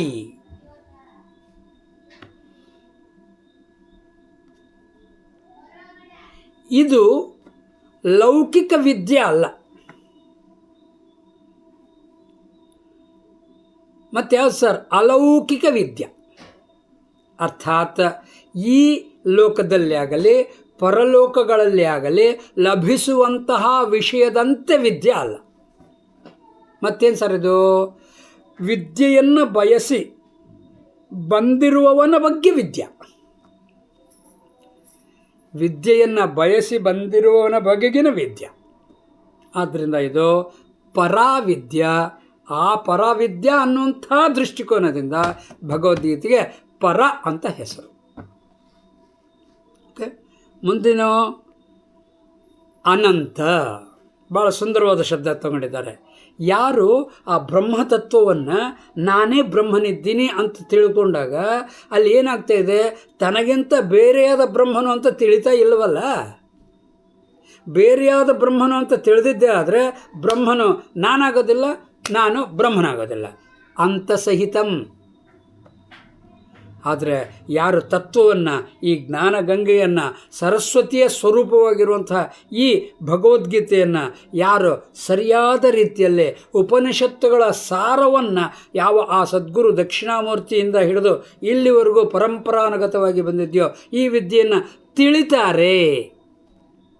ತಿಳಿದಾಗ ಏನಾಗುತ್ತೆ ಸಾರ್? ಅಂತವಿಲ್ಲ ಅಂತ ಗುರುತಿಸ್ತೇನೆ. ತಸ್ಮಾತ್ ಅನಂತಂ ಇತಿ ಭಗವದ್ಗೀತಾಯಾಮ್. ಭಗವದ್ಗೀತೆಗೆ ಏನಪ್ಪ ಮತ್ತೊಂದು ಹೆಸರು. ಇಷ್ಟು ಹೇಳಿದ್ಮೇಲೆ ಸಾಕಾಯ್ತಾ ಅಂತಂದರೆ ಇನ್ನೊಂದು ಶಬ್ದ ಕೊಡ್ತಾ ಇದ್ದಾರೆ, ಭಾಳ ಚಂದ ಇದೆ. ತತ್ವಾರ್ಥ ಜ್ಞಾನ ಮಂಜರಿ. ತತ್ವದ ಅರ್ಥ, ಅರ್ಥದ ಜ್ಞಾನ, ಅದರ ಮಂಜರಿ. ತತ್ವ ಅಂತ ಹೇಳಿದ್ರಿ ಅಂತ ಸರ್, ಜೀವ ಈಶ್ವರ ಐಕ್ಯ, ಜೀವ ಬ್ರಹ್ಮ ಐಕ್ಯ. ಅರ್ಥಾತ್ ಎರಡಿಲ್ಲದ ಒಂದನ್ನು ಎರಡು ಅಂತ ಭಾವಿಸಿರುವ ನನಗೆ ಅದು ಎರಡಿಲ್ಲ ಒಂದೇ ಇದೆ ಅಂತ ತಿಳಿಸುವಂಥದ್ದು ತತ್ವ. ಅದು ಅರ್ಥ. ಆ ಅರ್ಥವನ್ನು ನಾನು ಏನು ಮಾಡಬೇಕಾಗಿದೆ? ತಿಳ್ಕೋಬೇಕಾಗಿದೆ. ಯಾಕೆ? ಆ ಅರ್ಥ ನನಗೆ ಗೊತ್ತಿಲ್ಲ. ಯಾವ ಅರ್ಥವು ನನಗೆ ಗೊತ್ತಿಲ್ಲವೋ ಆ ಅರ್ಥವನ್ನು ತಿಳಿಸುವಂಥದ್ದು ಯಾವುದೋ ಅದು ಜ್ಞಾನ. ಹಾಗಾದರೆ ತತ್ವ ಅರ್ಥ ಜ್ಞಾನವನ್ನು ತನ್ನ ಸ್ವರೂಪವಾಗಿ ಯಾವುದು ಇಟ್ಕೊಂಡಿದೆಯೋ ಅದು ತತ್ವ ಅರ್ಥ ಜ್ಞಾನ ಮಂಜರಿ. ಈ ಪ್ರಕಾರವಾಗಿ ಭಗವದ್ಗೀತೆಗೆ 18 ಹೆಸರುಗಳನ್ನು ನಾವು ನೋಡಲಿಕ್ಕೆ ಬರ್ತದೆ. ಅದೇ ಪ್ರಕಾರ ಸುಮ್ಮನೆ ನಮ್ಮ ಸಬ್ಜೆಕ್ಟ್ ಅಲ್ಲ, ಆದರೂ ಮಾಹಿತಿಗೆ ಕೊಡ್ತೀನಿ. ಭಗವದ್ಗೀತೆಯಲ್ಲಿ ಅರ್ಜುನನಾಗಲಿ ಅಥವಾ ಸಂಜಯನಾಗಲಿ ಶ್ರೀಕೃಷ್ಣನನ್ನು ಯಾವ ಯಾವ ಹೆಸರುಗಳಿಂದ ಕರೆದಿದ್ದಾರೆ ಅಂತ ನೋಡಿದ್ರೆ ಅಲ್ಲಿ ಸಾಕಷ್ಟು ಹೆಸರುಗಳು ಬರ್ತವೆ. ನಿಮಗೆ ಸಂಖ್ಯೆ ಮಾತ್ರ ಕೊಡ್ತೀನಿ. 38 ಹೆಸರುಗಳಿಂದ ಕರೆದಿದ್ದಾರೆ. ನಿಧಾನಕ್ಕೆ ಸಮಯ ಬಂದಾಗೆಲ್ಲ ಒಂದೊಂದು ಹೆಸರು ಕೊಡ್ತಾ ಹೋಗ್ತೀನಿ. ಅಲ್ಲಿ ನೀವು ಅಂಡರ್ಲೈನ್ ಮಾಡ್ತಾ ಹೋಗ್ರಿ, ನಿಮಗೆ 38 ಕೂಡ ಸಿಕ್ಬಿಡ್ತದೆ. ಹಾಗೆ ಅರ್ಜುನನಿಗೆ 24 ಹೆಸರುಗಳು ಕೊಟ್ಟಿದ್ದಾರೆ. ಅವುಗಳು ಕೂಡ ಏನು ನಿಮಗೆ ಹೋಮ್ವರ್ಕ್. ಎಂಥ ಹೋಮ್ವರ್ಕ್? ನಿಮಗೆ ಶ್ಲೋಕಗಳು ಬರ್ತಾ ಇದ್ದಂತೆ ಇದು ಮಧುಸೂದನ ಅಂತ ಬಂದಿದ್ರೆ ನಂಬರ್ 1 ಅಂತ ಹಾಕ್ಕೊಳ್ಳಿ. ಅರ್ಜುನ ಅಂತ ಹೇಳಿದ್ರೆ ನಂಬರ್ 1 ಹಾಕ್ಕೊಳ್ಳಿ. ಆಮೇಲೆ ಮಹಾಬಾಹೋ ಅಂತ ಬಂದಿರ್ತದೆ. ಬಂದಾಗ ಕೃಷ್ಣನಿಗಾದರೆ 2, ಅರ್ಜುನಿಗಾದರೆ 2. ವಿಜಯ ಅಂತ ಬಂದಿರ್ತದೆ, ಅರ್ಜುನಿಗೆ 3. ಜನಾರ್ದನ, ಕೃಷ್ಣನಿಗೆ 3. ಈ ರೀತಿ ನಂಬರ್ಸ್ ಹಾಕೋತ ಹೋಗ್ರಿ, ನಮಗೆ 38 ಮತ್ತು ಒಂದು 24 ಹೆಸರುಗಳು ಸಿಗ್ತದೆ. ಭಗವದ್ಗೀತಾ ಮುಗಿದ ಮೇಲೆ ನೀವೇ ನನಗೆ ವಾಟ್ಸಪ್ನಲ್ಲಿ 38, 24 ಹೆಸರುಗಳು ನನಗೆ ಕೊಡಬೇಕು. ಓಕೆನಾ? ಇದು ನಿಮಗೆ ಏನು ಗೃಹ ಅಭ್ಯಾಸ ಮಾಡ್ತಾ ಹೋಗೋದು. ಮುಂದೆ ಈಗಲ್ಲ, ಮುಂದೆ ಹುಡುಕೋತ ಒಂದೊಂದೇ ಮಾಡ್ತಾ ಹೋಗೋಣಂತೆ. ಇಂತಹ ಈ ಭಗವದ್ಗೀತೆಯ ಬಗ್ಗೆ ಒಬ್ಬ ಸಾಧಕ ಒಂದು ಪ್ರಶ್ನೆ ಹಾಕ್ತಾನೆ. ಏನು ಪ್ರಶ್ನೆ ಹಾಕ್ತಾನೆ ಸರ್ ಅಂತ ಹೇಳಿದ್ರೆ, ಶಾಸ್ತ್ರಗಳೆಲ್ಲ ಏನು ಅನೇಕ ಶಾಸ್ತ್ರಗಳು ಇದ್ದಾವೆ ಅಂತ ಹೇಳಿದ್ವಿ, ಅವುಗಳಲ್ಲಿ ಪ್ರಧಾನವಾದ ಶಾಸ್ತ್ರ ಯಾವ್ದು ಸಾರ್ ಅಂತ ಕೇಳಿದ ಕೂಡಲೇ ವಲ್ಲಭಾಚಾರ್ಯರು ಅಂತ ಮಹಾನ್ ವ್ಯಕ್ತಿ ಅವರು ಕೊಡುವಂಥ ಉತ್ತರ ಏನಿದೆ ಅಂತ ಹೇಳಿದ್ರೆ, ಏಕಂ ಶಾಸ್ತ್ರಂ ದೇವಕೀ ಪುತ್ರ ಗೀತಾ. ನೋಡಿ, ಏಕಂ ಶಾಸ್ತ್ರಂ ದೇವಕೀ ಪುತ್ರ ಗೀತಾ. ದೇವಿಕ ಪುತ್ರ ಇತಿ ಕೃಷ್ಣ, ಕೃಷ್ಣಸ ಗೀತಾ ಈ ಏವ ಭಗವದ್ಗೀತಾ. ಉದ್ಧವ ಗೀತಾ ಬೇರೆ ಇದೆ, ರಾಮಗೀತಾ ಬೇರೆ ಇದೆ, ಹಂಸಗೀತಾ ಬೇರೆ ಇದೆ. ಅವೆಲ್ಲವುಗಳಲ್ಲಿಯೂ ಕೂಡ ಯಾರ್ಯಾರಿಗೋ ಹೇಳಿದ್ದಾರೆ ಅನ್ನುವಂಥ ರೀತಿಯಲ್ಲಿದ್ದರೆ, ಇಲ್ಲಿ ಸಾಕ್ಷಾತ್ ಭಗವಂತನೇ ಹೇಳಿರುವಂಥ ಗೀತಾ. ಆ ಭಗವಂತನನ್ನು ಮಹಾಭಾರತದಲ್ಲಿ ವ್ಯಾಸ ಮಹರ್ಷಿಗಳು ಸರ್ವಜ್ಞ ಪರಮಾತ್ಮ ಅನ್ನುವಂಥ ರೀತಿಯಲ್ಲಿ ಚಿತ್ರೀಕರಣ ಮಾಡಿರೋದ್ರಿಂದ ಕೃಷ್ಣ ಗೀತಾ ಏವ ಪ್ರಧಾನ ಗೀತಾ, ಪ್ರಧಾನ ಶಾಸ್ತ್ರ ಅಂಥೇಳಿ ವಲ್ಲಭಾಚಾರ್ಯರು ಮಾತಾಡಿದ್ದಾರೆ. ಹಾಗಾದರೆ ಈ ಪ್ರಕಾರವಾಗಿ ಹೇಳ್ತಾ ಇದ್ದಾಗ ಇನ್ನೊಂದು ಅದೇ ರೀತಿ ಇನ್ನೊಬ್ಬರು ಒಂದು ಪ್ರಶ್ನೆ ಹಾಕ್ತಾರೆ, ಯಾವ ಗೀತೆಯನ್ನು ಹಾಡಬೇಕು ಅಂತ ಹೇಳಿದ್ರೆ ಆಚಾರ್ಯ ಶಂಕರರು ಹೇಳಿಬಿಡ್ತಾರೆ ಏನಂತೇಳಿ ಗೇಯಂ ಗೀತಾ ನಾಮ ಸಹಸ್ರಂ. ಎಲ್ಲೋ ಬಂದಾಗ ಅನ್ನಿಸ್ತಾ ಇದೆ, ಗೇಯಂ ಗೀತಾ ನಾಮ ಸಹಸ್ರಂ. ನೆನಪಿದೆಯಾ? ನೆನಪಾಗ್ತಾ ಇಲ್ಲ? ಭಜಗೋವಿಂದಮ್ನಲ್ವಾ? ಕರೆಕ್ಟ್ ಹೇಳಿದರೆ. ಓಕೆ, ಭಜಗೋವಿಂದಮ್ನಲ್ಲಿ ಗೇಯಂ ಗೀತಾ ನಾಮ ಸಹಸ್ರಂ 2 ಶಬ್ದಗಳನ್ನು ತೊಗೊಂಡು ಬಂದುಬಿಡ್ತಿದ್ದಾರೆ. ಇಲ್ಲಿ ಗೀತಾ ಅನ್ನುವಂಥದಕ್ಕೆ 1000 ಹೆಸರುಗಳಲ್ಲ. ಗೀತಾ ಗೇಯಂ ಚ ನಾಮಸಹಸ್ರಂ ಗೇಯಂ ಇತಿ. ಓಕೆ, ಗೀತಾ ಅಂತ ಹೇಳಿದ್ರೆ ಭಗವದ್ಗೀತಾ, ಅದನ್ನು ಹಾಡಬೇಕು. ನಾಮಸಹಸ್ರಂ ಇತಿ ವಿಷ್ಣು ಸಹಸ್ರನಾಮವನ್ನು ಹೇಳಬೇಕು ಅನ್ನುವಂಥ ರೀತಿಯಲ್ಲಿ ಅಲ್ಲಿ ಆಚಾರ್ಯ ಶಂಕರರು, ಯಾಕಂತ ಹೇಳಿದ್ರೆ ಅಲ್ಲಿ ವಿಷ್ಣು ಸಹಸ್ರನಾಮಕ್ಕೂ ಕೂಡ ಅವರು ಭಾಷ್ಯ ಬರೆದಿದ್ದಾರೆ. ಹೇಗೆ ಭಗವದ್ಗೀತೆಗೆ ಭಾಷ್ಯ ಬರೆದಿದ್ದಾರೋ ಹಾಗೆ ವಿಷ್ಣು ಸಹಸ್ರನಾಮಕ್ಕೂ ಬರೆದಿದ್ದಾರೆ. ಹೀಗಾಗಿ ಈ ಎರಡನ್ನು ಹಾಡತಕ್ಕಂತಹ ಯಾವುದಪ್ಪ ಅಂತ ಹೇಳಿದ್ರೆ ಗೀತಾ ನಾಮ ಸಹಸ್ರಂ ಅನ್ನುವಂಥ ಗೇಯಂ ಗೀತಾ ನಾಮ ಸಹಸ್ರಂ ಅಂತ ಮಾತಾಡ್ತಾ ಇದ್ದಾರೆ. ಇಂತಹ ಈ ಭಗವದ್ಗೀತೆ ಬಗ್ಗೆ ಮೊನ್ನೆ ಒಂದು ಹೇಳಿದ್ದೆ ಗಾಂಧೀಜಿಯವ್ರದ್ದು. ಏನಂತ ಹೇಳಿದೆ, ಅವರಿಗೆ ಯಾವುದೇ ರೀತಿಯಾದ ಮಾನಸಿಕ ಗೊಂದಲವಿದ್ದರೆ, ಮಾನಸಿಕವಾದ ತಿಳಿದುಕೊಳ್ಳಲಾರದಂತಹ ಸ್ಥಿತಿ ಬಂದಿದ್ದೆ ಆದರೆ ಭಗವದ್ಗೀತೆ ಹಿಂಗೆ ಪುಟ ತೆಗಿತಿದ್ರು, ಯಾವ ಪುಟದಲ್ಲಿ ಯಾವ ಶ್ಲೋಕ ಇತ್ತು ಆ ಶ್ಲೋಕ ಓದಿದ ಕೂಡಲೇ ಅವರ ಮಾನಸಿಕ ಗೊಂದಲದ ಒತ್ತಡವು ಕಡಿಮೆ ಆಗಿಬಿಡ್ತಾ ಇತ್ತು ಅಂತ ಏನು ಮೊನ್ನೆ ಹಿಂದಿನ ಕ್ಲಾಸ್ನಲ್ಲಿ ಹೇಳಿದ್ನೋ ಅಂತ ಮಹಾತ್ಮ ಗಾಂಧೀಜಿಯವರು ಏನು ಹೇಳ್ತಿದ್ದಾರೆ ಅಂತ ಹೇಳಿದ್ರೆ, ನನಗೆ ಜನ್ಮವಿತ್ತ ತಾಯಿ ಎಂದೋ ತೀರ್ಕೊಂಡು ಹೋಗಿದ್ದಾಳೆ, ಆದರೆ ಈ ಗೀತಾ ತಾಯಿ ನನ್ನನ್ನು ಇವತ್ತಿಗೂ ಕೂಡ ನಡೆಸ್ಕೊಂಡು ಬರ್ತಾ ಇದ್ದಾಳೆ. ಇದು ಗಾಂಧೀಜಿಯವರ ಒಂದು ವಾಕ್ಯ. ಯಾಕೆ ಸರ್ ಇವೆಲ್ಲ ಹೇಳ್ತಾ ಇದ್ದೀರಿ? ಭಗವದ್ಗೀತಾ ಅಂದ್ರೇನು ಅಂಥೇಳಿ ಮೊನ್ನೆ ನಾನು ಭಗವದ್ಗೀತಾ ಪ್ರಾರಂಭ ಮಾಡ್ತಾ ಇದ್ದಂತೆ ಈ ಭಗವದ್ಗೀತೆ ಯಾಕೆ ಓದಬೇಕು, ಯಾರಿಗೆ ಬೇಕಾಗಿದೆ, ಏನು ಇತ್ಯಾದಿ ಮೊದಲು ಇಂಟ್ರೊಡ್ಯೂಸ್ ಮಾಡಿರಿ ಅಂತ ಹೇಳಿ ಒಬ್ಬರಿಂದ ನನಗೆ ವಿಚಾರ ಬಂದಿತ್ತು. ಸಮಯ ಬಂದಾಗ ವಿಚಾರ ಕೊಡ್ತೀನಿ ಅಂತ ಹೇಳಿದ್ದೆ. ಇವತ್ತು ಸಮಯ ಬಂತು, ಅದಕ್ಕೆ ಎಲ್ಲ ವಿಷಯಗಳು ನಿಮ್ಗೆ ಕೊಡ್ತಾ ಇದ್ದೀನಿ. ಏನು ವಿಷಯಗಳು? ಭಗವದ್ಗೀತೆಯ ಕಿರುಪರಿಚಯ. ಓಕೆ, ಕಿರುಪರಿಚಯ ಅದನ್ನು ಎಕ್ಸ್ಪ್ಲೇನ್ ಮಾಡಲಿಕ್ಕೆ ಅಷ್ಟು ಸುಲಭೇನಿಲ್ಲ, ಆದರೂ ಕಿರುಪರಿಚಯ ಕೊಡ್ತಾ ಇದ್ದೀನಿ. ಈ ಪ್ರಕಾರವಾಗಿ ಈ ಭಗವದ್ಗೀತಾ, ಇಂತಹ ಈ ಭಗವದ್ಗೀತೆಯನ್ನು ಒಂದು ಯಜ್ಞಕ್ಕೆ ಹೋಲಿಸಿದ್ದಾರೆ. ಓಕೆ, ಈ ಯಜ್ಞದಲ್ಲಿ ಏನು ಸರ್ ಯಜ್ಞ ಅಂತ ಹೇಳಿದ್ರೆ, ಇದು ಕುರುಕ್ಷೇತ್ರ ಸಂಗ್ರಾಮ ಎನ್ನುವ ಯಜ್ಞ. ಓಕೆ, ಇದೇನದು? ಕುರುಕ್ಷೇತ್ರ ಸಂಗ್ರಾಮ ಅನ್ನುವಂಥ ಒಂದು ಯಜ್ಞ. ಇದರಲ್ಲಿ ಆ ಯಜ್ಞಕುಂಡದ ಮುಖ ಯಾರು ಸರ್ ಅಂದರೆ, ಆ ಯಜ್ಞಕುಂಡ ಅಂತಿರಲ್ಲ, ಹಾಂ, ಯಜ್ಞಕುಂಡವು ಯಾರ್ದಂದರೆ ಅರ್ಜುನನ ಮುಖವೇ ಯಜ್ಞಕುಂಡ. ಸುಂದರವಾಗಿ ಹೇಳ್ತಾ ಇರ್ತಾರೆ, ಎಕ್ಸ್ಪ್ಲೇನ್ ಮಾಡ್ತಾ ಇರ್ತಾರೆ. ಇನ್ನು ಆ ಯಜ್ಞದಲ್ಲಿ ಹಾಕುವಂಥ ಹವಿಸ್ಸು ದ್ರವ್ಯ ಏನು ಸರ್ ಅಂದರೆ, ಗೀತಾ ಉಪದೇಶವೇ ದ್ರವ್ಯ. ಆ ಯಜ್ಞವನ್ನು ಮಾಡಿಸೋನು ಯಾರು ಸರ್? ಕೃಷ್ಣ ಪರಮಾತ್ಮನೇ ಹೋತ. ತಸ್ಮಾತ್ ಗೀತಾಯಜ್ಞಂ ಬಹುಶಃ ಈ ತಾತ್ಪರ್ಯದಲ್ಲಿಯೇ ನಮಗೆ ಏನು ಎಲ್ಲಿಗೋದ್ರೂ ಸಹ ಭಗವದ್ಗೀತಾ ಪ್ರವಚನ ಮಾಡ್ತಾರೆ ಅಂತ ಹೇಳಿದ್ರೆ ಗೀತಾ ಜ್ಞಾನಯಜ್ಞ ಬ್ರ್ಯಾಕೆಟ್ನಲ್ಲಿ ಅಧ್ಯಾಯ 1, 2, 3, 4 ಇತ್ಯಾದಿ ಆಗ್ತಾಯಿದ್ರು. ಬಹುಶಃ ಈ ಅರ್ಥದಲ್ಲಿ, ಯಾಕಂದರೆ ಇದೊಂದು ಯಜ್ಞದಲ್ಲಿ ತ್ಯಾಗಭಾವ ಇರ್ತದೆ. ಯಜ್ಞದಲ್ಲಿ ಏನೋ ಸ್ವರೂಪದ ಅರಿವನ್ನು ಮೂಡಿಸಿಕೊಳ್ಳುವಂತಹ ತಾತ್ಪರ್ಯ ಇರ್ತದೆ. ಆ ಸ್ವರೂಪದ ಅರಿವನ್ನು ತಿಳಿಸಿಕೊಡುವಂಥದ್ದೇನಿದೆಯೋ ಆ ಉಪದೇಶವೇ ಯಜ್ಞದ ದ್ರವ್ಯ ಅಂತ ಆಗಿದ್ದೆ. ಆದರೆ ಅದನ್ನು ಕೇಳಿದವನು ಅರ್ಜುನ. ತಸ್ಮಾತ್ ಅರ್ಜುನನ ಮುಖವೇ ಯಜ್ಞಕುಂಡ. ಮುಂದೇನೋ ಹೇಳ್ಕೊಡೋನು ಆಚಾರ್ಯನು, ಬ್ರಹ್ಮನಿಷ್ಠನು, ಶಾಸ್ತ್ರೀಯನು, ಶ್ರೋತ್ರಿಯನು, ಬ್ರಹ್ಮನಿಷ್ಠನು, ಜ್ಞಾನವೇ ತನ್ನ ಸ್ವರೂಪವಾಗಿ ಯಾವನಿಟ್ಟುಕೊಂಡಿದ್ದಾನೋ ಅಂತಹ ಆ ಸರ್ವಜ್ಞನಾದ ಕೃಷ್ಣ ಪರಮಾತ್ಮನೇ ಇದರ ಹೋತ, ಯಜ್ಞವನ್ನು ನಡೆಸ್ಕೊಂಡು ಹೋಗುವನು. ಹೀಗಾಗಿ ಏನಪ್ಪ, ಈ ರೀತಿ ಯಜ್ಞವನ್ನು ಮಾಡಿದರೆ ಸಾಮಾನ್ಯವಾಗಿ ಯಾವುದೇ ಯಜ್ಞ ಮಾಡಿದರೂ ಫಲಂ ಕಿಂ ಅಂತ ಕೇಳ್ಬಿಡ್ತೀವಿ. ಈ ಯಜ್ಞದ ಫಲ ಏನು ಸರ್? ಕೈವಲ್ಯಂ. ಕೈವಲ್ಯಂ ಏವ ಫಲಂ. ಸರ್ ಕೈವಲ್ಯಂ ಅಂದರೆ ಏನು ಸರ್? ಕೈವಲ್ಯಂ ಶಬ್ದ ವ್ಯುತ್ಪತ್ತಿ ರೂಪ, ಅದರ ಮೂಲ ಪದ ಕೇವಲತ್ವಂ.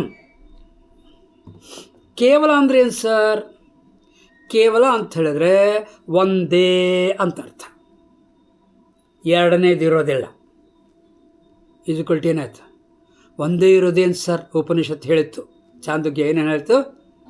ಹೇ ಸೌಮ್ಯ, ಇದಂ ಸರ್ವಂ ಅಗ್ರ ಏಕಮೇವ ಅದ್ವಿತೀಯ ಬ್ರಹ್ಮ ತಾತ್ಯೇಕಂ. ಅದೇ ಫಲ ಅಂದರೆ ಈ ಜಗತ್ತೆಲ್ಲವೂ ಬ್ರಹ್ಮವೇ ಇತ್ತು ಅಂತ ಹೇಳಿದ್ರೆ ಜಗತ್ತನ್ನು ವಿಚಾರ ಮಾಡಬೇಕು, ನಾನು ಬ್ರಹ್ಮನ ವಿಚಾರ ಮಾಡಬೇಕು? ನಾವು ಸಾಮಾನ್ಯವಾಗಿ ಹಿಂಗೆ ಹೋಗ್ತೀವಿ, ಈ ಜಗತ್ತೆಲ್ಲವೂ ಬ್ರಹ್ಮನೇ ಅಂತ ಹೇಳಿದ್ರೆ ಹಾಗಾದರೆ ಹಿಮಾಲಯವು ಬ್ರಹ್ಮನೇನೋ, ಗಂಗಾ ನದಿಯು ಬ್ರಹ್ಮನೇನೋ, ಹಿಂದೂ ಸಾಗರ ಬ್ರಹ್ಮನೇನೋ? ನಾ ಹೇಳ್ತಿದ್ದು ಬ್ರಹ್ಮನ ಬಗ್ಗೆ, ನೀನು ಹಿಮಾಲಯವುಗಳು ಯಾಕೆ ತರ್ಬೇಕು? ನೀನು ಬ್ರಹ್ಮನ ಏನು ಅಂತ ವಿಚಾರ ಮಾಡಬೇಕಲ್ಲ. ನೀನು ನೋಡ್ತಾ ಇರೋದು ಗಂಗಾ ಇದು ಇತ್ಯಾದಿ ಎಲ್ಲವು, ಅವುಗಳನ್ನೇ ಇಟ್ಕೊಂಡು ನಾನು ಬ್ರಹ್ಮನನ್ನು ಹೆಂಗೆ ತಿಳ್ತೀನಿ? ಹಾಗಾಗೋದಿಲ್ಲ. ಹಾಗಾದ್ರೆ ಗಂಗಾ ಇತ್ಯಾದಿ ಹೆಸರುಗಳೆಲ್ಲವುಗಳನ್ನು ಪಕ್ಕಕ್ಕಿಡಬೇಕು. ಹೇಗೆ ಪಕ್ಕಕ್ಕಿಡ್ಬೇಕು ಸರ್? ಮುಂದೆ ಹೇಳ್ತಾ ಹೋಗ್ತಾರೆ ಯಾವ ರೀತಿ ಹಿಡಬೇಕು ಅನ್ನುವಂಥದ್ದು. ಅಧ್ಯಾರೋಪ ಅಪವಾದ ಪ್ರಕ್ರಿಯೆಯಲ್ಲಿ ಎಲ್ಲವನ್ನು ತಿಳಿಸ್ತಾ ಹೋಗ್ತಾರೆ. ನಾಮರೂಪಗಳೆನ್ನುವಂಥದ್ದು ಅಧ್ಯಾರೋಪವಾಗಿರುವುದರಿಂದ ನಾಮರೂಪಗಳನ್ನು ತೆಗೆದು ಇರುವ ತತ್ವವನ್ನು ಹಾಗೆ ಹಿಡ್ಕೊಂಡು ನೋಡಿದರೆ ಬ್ರಹ್ಮನು ತಿಳಿತಾನೆ. ಇಂತಹ ಈ ರೀತಿಯಾದ ಚಿಂತನಾ ಕ್ರಮಕ್ಕೆ ಏನು ಕರೆದಿದ್ರು? ಭಾಗತ್ಯಾಗ ಲಕ್ಷಣ ಅಥವಾ ಜಹಲ್ ಲಕ್ಷಣ ಅನ್ನುವಂಥ ಆ ಒಂದು ಪ್ರಕ್ರಿಯೆಯ ಮೂಲಕ ತಿಳಿಸ್ತಾ ಹೋಗ್ತಾರೆ. ಅಂತಹ ಈ ಗೀತಾಶಾಸ್ತ್ರ ಒಂದು ಯಜ್ಞ. ಇಂತಹ ಈ ಗೀತಾಶಾಸ್ತ್ರ ಎಲ್ಲಿದೆ ಸರ್? ಇದರ ಸ್ಥಾನಮಾನ ಏನು? ಭಗವದ್ಗೀತೆಯ ಸ್ಥಾನ ಏನು? ಒಂದು ಕಡೆಗೆ ಈ ಸ್ಥಾನ ಅಂತ ಹೇಳಿದ್ರೆ ಒಂದು ಸಣ್ಣ ಕತೆ ನೆನಪು ಬರ್ತದೆ. ಆ ಕತೆ ಸಣ್ಣದೇ, ಭಾಳ ಸ್ವಲ್ಪದಲ್ಲಿ ಮುಗಿಸ್ಬಿಡ್ತೀನಿ. ಆ ಸಣ್ಣ ಕಥೆಯಲ್ಲಿ ಏನಾಗುತ್ತೆ ಅಂತ ಹೇಳಿದ್ದೆ. ಆದರೆ ಒಂದು ಸಮಾರಂಭ ನಡೀತಾ ಇರ್ತದೆ. ಮತ ಸಮನ್ವಯ ಅಂತ ಹೇಳಿ, ಸರ್ವಮತ ಸಮನ್ವಯ ಅನ್ನುವಂಥ ಒಂದು ಸಭೆ ನಡೀತದೆ. ಅಲ್ಲಿ ಎಲ್ಲರೂ ಕೂಡ ತಮ್ಮ ಮತಗಳನ್ನು ಪ್ರತಿಪಾದಿಸಲಿಕ್ಕೆ ಬೇಕಾಗಿರುವಂತಹ ತಮ್ಮ ಗ್ರಂಥಗಳನ್ನೆಲ್ಲ ತಂದು ಅಲ್ಲಿಟ್ಟಿರ್ತಾರೆ. ಅಂತಹ ಆ ಗ್ರಂಥಗಳನ್ನು ಒಂದ್ರ ಮೇಲೆ ಇಟ್ಟು ಏನು ಮಾಡಿರ್ತಾರೆ? ಅಷ್ಟೂ ಗ್ರಂಥಗಳಲ್ಲಿ ಅಲ್ಲಿ ಇಟ್ಟುಬಿಟ್ಟಿರ್ತಾರೆ. ಅದು ನೋಡ್ತಾ ಇರುವಂತಹ ಪ್ರೇಕ್ಷಕರಲ್ಲಿ ಒಬ್ಬರು ತನ್ನ ಪಕ್ಕನೇ ಇರೋನಿಗೆ ಹೇಳ್ತಾನೆ. ಅವನು ಹೇಳ್ತಾನೆ, ನೋಡಿದ್ಯಾ ನಮ್ಮ ಗ್ರಂಥ ಮೇಲೆ ಇದು ನೋಡು ಅಂತ ಹೇಳ್ತಾನೆ. ಇನ್ನೊಬ್ಬನ ಪಕ್ಕದಲ್ಲಿ ಹೋಗೋ ಅದಕ್ಕೆ ಸಪೋರ್ಟಾಗಿ ಸೆಕೆಂಡಾಗಿ ನಂದೇ ಇದೆ ನೋಡು ಅಂತ ಹೇಳ್ತಾನೆ. ಹೀಗೆ ಒಬ್ಬೊಬ್ಬರು ತಮ್ಮದೇ ಆದ ಗ್ರಂಥಗಳನ್ನು ಹೆಚ್ಚುಗಾರಿಕೆ ಮಾಡ್ತಾ ಇದ್ದು ಮಧ್ಯದಲ್ಲಿ ಒಬ್ಬನು ಅಕಸ್ಮಾತ್ತಾಗಿ ಬಾಯಿ ಜಾರಿ ಬಿಡ್ತದೆ. ನೋಡು ನಿಮ್ಮ ಭಗವದ್ಗೀತಾ ಎಲ್ಲಿಟ್ಟಾರ ನೋಡು, ಎಲ್ಲದಕ್ಕೂ ಕೆಳಗಿಟ್ಟಾರ ನೋಡು.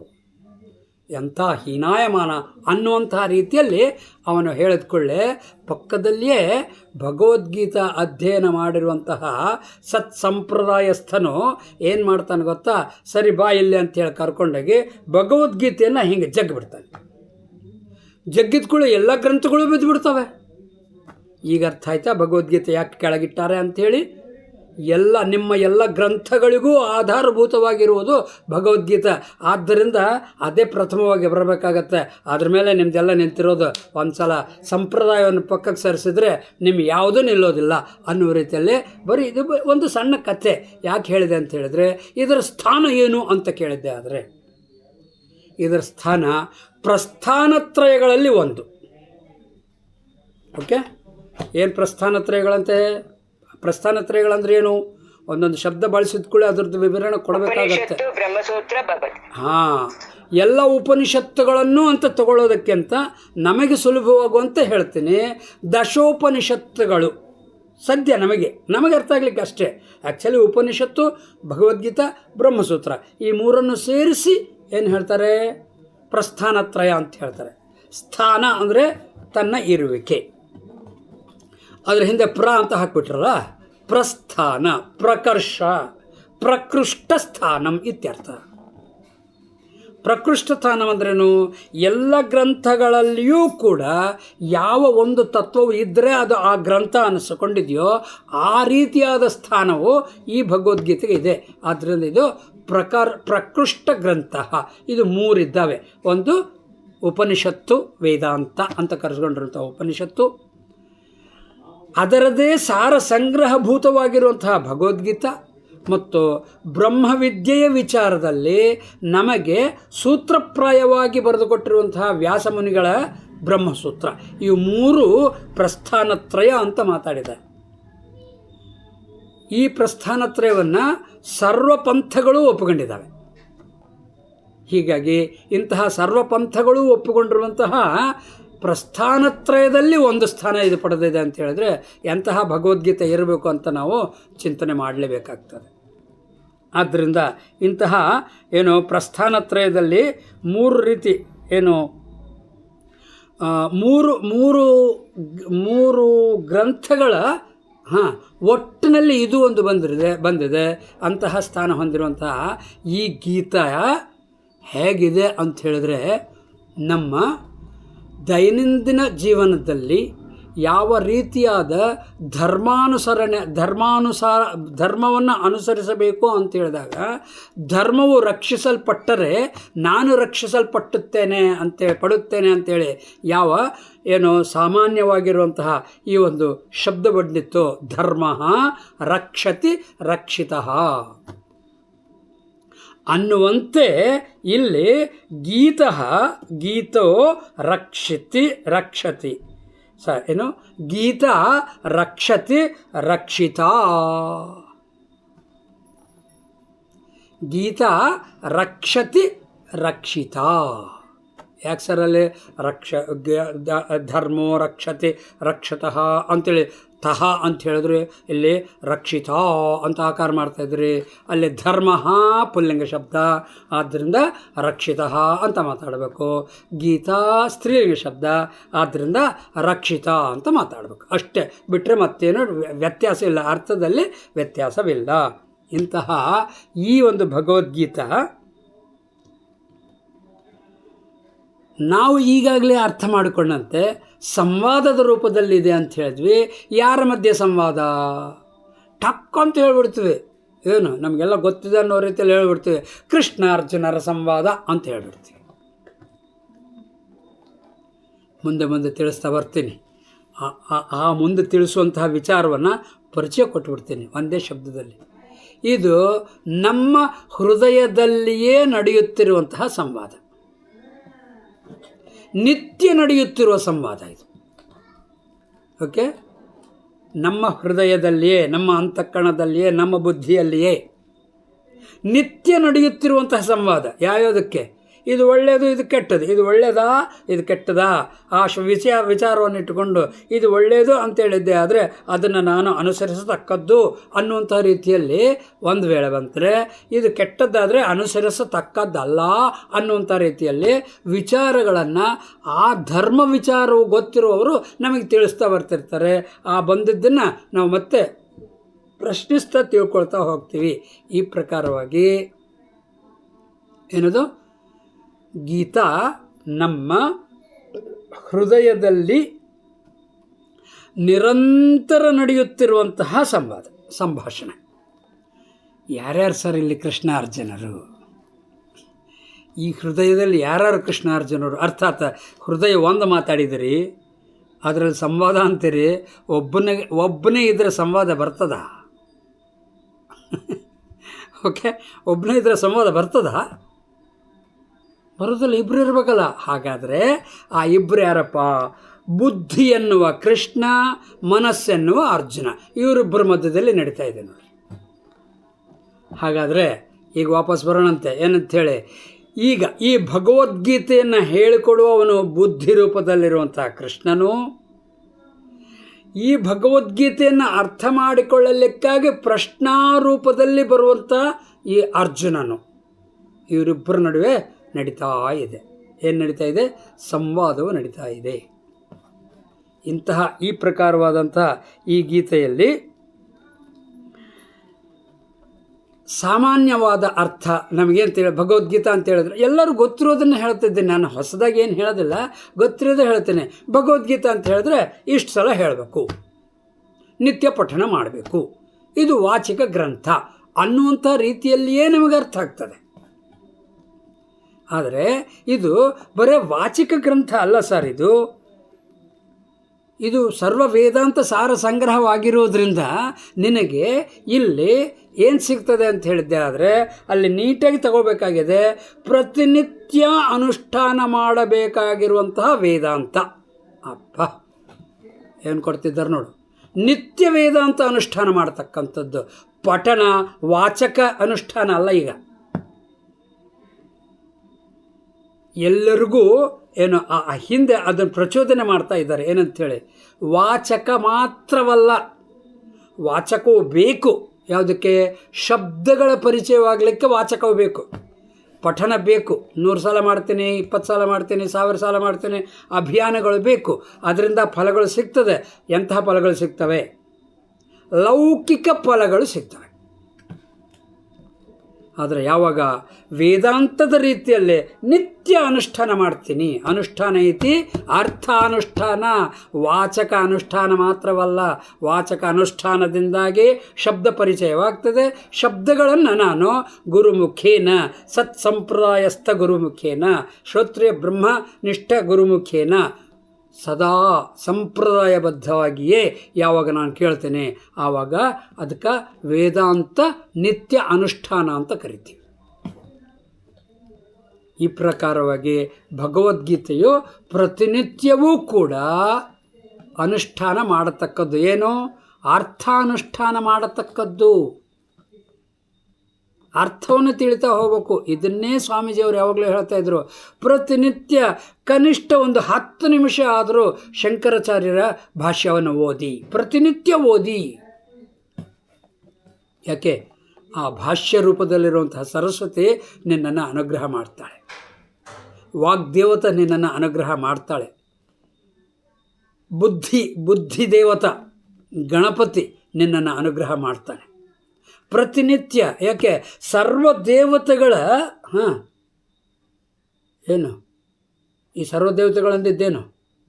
ಆ ಒಂದು ತತ್ವದ ಮಯಟ್ ಶಬ್ದ ಗೊತ್ತಾಗ್ತಿಲ್ಲ. ಈಗ ಅದರದೇ ಪ್ರತಿರೂಪ ನಾಮರೂಪಗಳಿದ್ರೆ ಮಯ ಅಂತ ಕರಿತೀನಿ. ತತ್ವವನ್ನು ಗುರುತಿಸಿಬಿಟ್ರೆ ಮಯ ಶಬ್ದ ಹೋಗ್ಬಿಡ್ತದೆ, ಇರೋ ಜ್ಞಾನ ಹಂಗೆ ಉಳಿತದೆ. ಹಾಗೆ ನಾನು ಪ್ರತಿನಿತ್ಯ ವೇದಾಂತವನ್ನು ನಾನು ಏನು ಮಾಡಬೇಕು? ಅನುಷ್ಠಾನ ಮಾಡ್ತಕ್ಕದ್ದು, ಅಧ್ಯಯನ ಮಾಡ್ತಕ್ಕದ್ದು. ಇಂತಹ ಭಗವದ್ಗೀತೆಯು ಹೇಗೆ ಮಹಾಭಾರತದಲ್ಲಿ 18 ಪರ್ವಗಳು ಅಂಥೇಳಿ, ರಾಮಾಯಣದಲ್ಲಿ ಕಾಂಡಗಳು ಅಂಥೇಳಿ ಹೇಳಿದ್ರು, ಹಾಗೆ ಭಗವದ್ಗೀತೆಯು ಕೂಡ ಕಾಂಡತ್ರಯಂ. ಓಕೆ, ಭಗವದ್ಗೀತೆಯನ್ನು ಕಾಂಡತ್ರಯಂ. ಏನು ಸರ್ ಕಾಂಡತ್ರಯಂ ಅಂತ ಹೇಳಿದ್ದೆ ಆದರೆ 3 ಭಾಗಗಳನ್ನಾಗಿ ಮಾಡಿದ್ದಾರೆ. ಮೊದಲನೇ ಭಾಗ 1ರಿಂದ 6ನೇ ಅಧ್ಯಾಯದವರೆಗೂ. ಇದು ಏನು ತೋರಿಸ್ತದೆ? ನೋಡಲಿಕ್ಕೆ ಕರ್ಮಕಾಂಡ ಅಂತ ತೋರಿಸ್ತದೆ. ಇನ್ನು ನೋಡಲಿಕ್ಕೆ ಮತ್ತೆ ಅದರದ್ದು ವಿವರಣೆ ಕೊಡ್ತೇನೆ. ಫಸ್ಟ್ ಇಷ್ಟೇ ಅರ್ಥ ಮಾಡ್ಕೊಳುತ್ತೆ. 2ನೇ ಕಾಂಡದಲ್ಲಿ ಭಗವಂತನ ಬಗೆಗಿನ ಚಿಂತನೆ, ಭಗವತ್ ಕಾಂಡ. ಮೊದಲನೇದು ಕರ್ಮಕಾಂಡ, 2ನೇದು ಭಗವತ್ ಕಾಂಡ. 3ನೇದು ಬರ್ತಾ ಇದೆ, ಏನಂತ ಬರ್ತಾ ಇದೆ? ಅದು ಜ್ಞಾನಕಾಂಡ. ಚಂದ ಇದೆ. ಈ 3 ಕಾಂಡಗಳನ್ನೇ ಸಾಧಕನಾಗಿ ವೇದಾಂತ ಅಭ್ಯರ್ಥಿ, ವೇದಾಂತ ವಿದ್ಯಾರ್ಥಿಯಾಗಿ ಚಿಂತನೆ ಮಾಡಲಿಕ್ಕೆ ಹೋಗಿದ್ದೆ ಆದರೆ ಪ್ರಥಮ ಕಾಂಡ ತ್ವಂ ಬಗ್ಗೆ ಮಾತಾಡ್ತದೆ, ನೀನುವನ ಬಗ್ಗೆ ಮಾತಾಡ್ತದೆ. ಕರ್ಮ ಮಾಡೋನು ಯಾರು? ನೀನು. ತಸ್ಮಾತ್ ಉಪನಿಷತ್ತಿನ ಮಹಾವಾಕ್ಯದಲ್ಲಿಯ ನೀನು ಎನ್ನುವ ಶಬ್ದವನ್ನು ಮಾತಾಡೋದು ಪ್ರಥಮ 6 ಅಧ್ಯಾಯಗಳು. ಇದಕ್ಕೆ ಪ್ರಥಮ ಕಾಂಡ ಅಂತ ಕರಿತಾ ಇದ್ದೀವಿ. 2ನೇ ಕಾಂಡದಲ್ಲಿ ಇಷ್ಟೆಲ್ಲ ಕರ್ಮಗಳನ್ನು ಮಾಡೋ ಕಾಲಕ್ಕೆ ನಿನಗೆ ಒದಗಿಸಿಕೊಟ್ಟಿರುವಂತಹ ಕ್ಷೇತ್ರವಾಗಲಿ, ಆ ನಿನಗೆ ಇದು ಒದಗಿಸಿಕೊಟ್ಟಂತಹ ಕ್ಷೇತ್ರದ ಜೊತೆಗೆ ನಿನ್ನ ಸಂಬಂಧವು ಬೆಳೆಸಿಕೊಂಡಾಗ ಯಾವ ಯಾವ ನಿಯಮಗಳಿಂದಾಗಿ ಈ ಕ್ಷೇತ್ರದಲ್ಲಿ ನಾನು ವ್ಯವಹರಿಸಲಿಕ್ಕೆ ಸಾಧ್ಯ ಆಗ್ತಾ ಇದೆ, ಅಂತಹ ಆ ಪರಮಾತ್ಮ ತತ್ವವನ್ನು ಯಾವ ಯಾವ ಯಾವ ಯಾವ ಯಾವ ರೀತಿಯಲ್ಲಿ ಯಾವ ಕಡೆಗೆ ಎಲ್ಲೆಲ್ಲಿ ನೋಡಬಹುದು ಅನ್ನುವಂತಹ ರೀತಿಯಲ್ಲಿ ಹೇಳುವಂತಹ ತತ್ಪದದ ವಾಚ್ಯಾರ್ಥ. ಇದಕ್ಕೆ 2ನೇ ಕಾಂಡ ಅಂತ ಕರಿತಾ ಇದ್ದಾರೆ. ತತ್ಪದ ಕಾಂಡ. ಮೊದಲನೇದು ತ್ವಂಪದ ಕಾಂಡ, 2ನೇದು ತತ್ಪದ ಕಾಂಡ, 3ನೇದು ಜ್ಞಾನಕಾಂಡ. ಆ ಜ್ಞಾನಕಾಂಡ ಏನು ಸಾರ್? ಅಸಿ ಪದವನ್ನು ತೋರಿಸುವಂಥದ್ದು. ಯಾವಾಗ ನೀನು ಅಂತ ಹೇಳಿದ್ರೆ ಈ ರೀತಿ ಇರುವಂತಹ ಕರ್ಮ ಮಾಡುವವನು ಕರ್ತ ಭೋಕ್ತ ಇತ್ಯಾದಿ ಮಾತಾಡಿ, ಅವುಗಳಿಗೆಲ್ಲ ಸಹಾಯ ಮಾಡುವವನು ಆ ಪರಮಾತ್ಮ ಅಂತ ಹೇಳಿ ಮಾತಾಡ್ತಾ, ಆ ಪರಮಾತ್ಮನ ತತ್ವವು ನಿನ್ನ ಸ್ವರೂಪವು ಒಂದೇ ಇದೆ ಅಂತ ತೋರಿಸಿಕೊಡುವಂತಹ ಕ್ಷೇತ್ರಜ್ಞ ವಿಭಾಗ ಯೋಗದಿಂದ ಮೋಕ್ಷ ಸನ್ಯಾಸ ಯೋಗದವರೆಗೂ 6 ಅಧ್ಯಾಯಗಳು ಜ್ಞಾನಕಾಂಡ ಅಂತ ಕರಿತಾ ಇದ್ದೀವಿ. ಈ ಪ್ರಕಾರ ಭಗವದ್ಗೀತಾ ಕಾಂಡತ್ರಯವಾಗಿದೆ.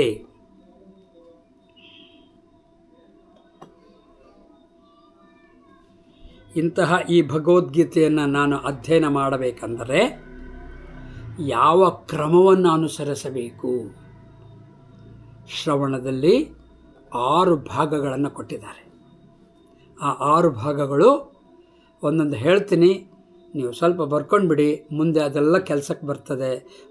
ಮೊದಲನೇದು ಉಪಕ್ರಮ ಉಪಸಂಹಾರ.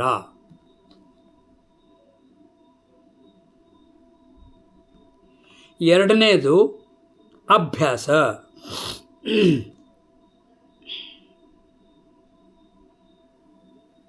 ಮೂರನೇದು ಅಪೂರ್ವತ. ಮೂರನೇದೇನು? ಅಪೂರ್ವತ. ನಾಲ್ಕನೇದು ಫಲ. ಐದನೇದು ಅರ್ಥವಾದ.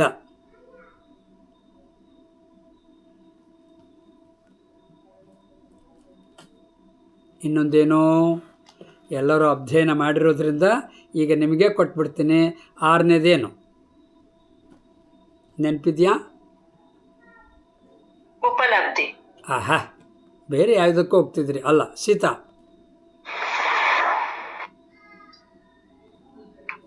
ಅಧಿಷ್ಠಾನ. ಗೊತ್ತಿದ್ರೆ ಹೇಳಿ, ಇಲ್ಲದಿದ್ರೆ ಗೆಸ್ ಮಾಡಬೇಡಿ. ಓಕೆ, ಗೆಸ್ ಮಾಡಿ ಹೇಳಬೇಡಿ. ನಿಮಗೆ ನಾಳೆವರೆಗೂ ಟೈಮ್ ಕೊಡ್ತೀನಿ. ನಾಳೆ ಆರನೇದು ಏನಂತ ಹೇಳಬೇಕು. ನಾ 5 ಕೊಟ್ಟಿದ್ದೀನಿ, ಆರನೇದು ನೀವು ಏನಂತ ಹೇಳಬೇಕು. ಓಕೆನಾ? ನನಗೆ ವಾಟ್ಸಪ್ ಮಾಡಿದ್ರು ಸಾಕು.